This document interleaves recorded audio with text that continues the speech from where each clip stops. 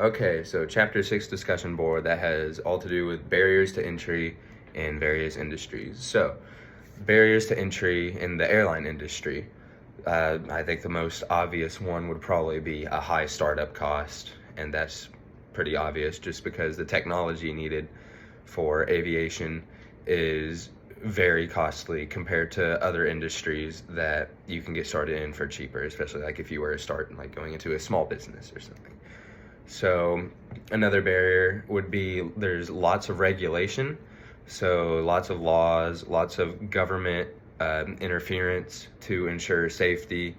I know this isn't directly tied to a specific airline, but even like TSA, that's a regulation that has to do with airlines, brand recognition, being reputable. So you have like American Airlines, Qantas, Southwest. You want to have a reputable name.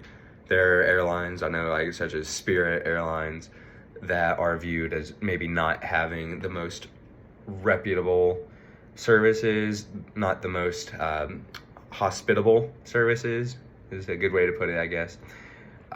Anyways, also having a less than par economies of scale for like smaller airlines, and that's just because if you have less passengers on your plane, you'll have a higher cost per passenger.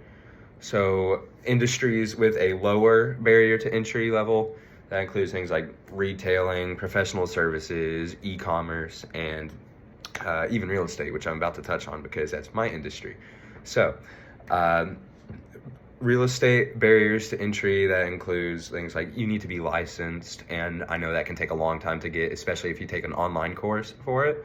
That can take upwards of a year to get. There's a high level of competition, especially today in today's market. There's a lot of people who have chosen to go into the real estate world, and that makes the competition just that much more intense. Funds, so money, you need a lot of money to be able to start your business. You need to be aware of various like financing options, various ways of like credit, things like that.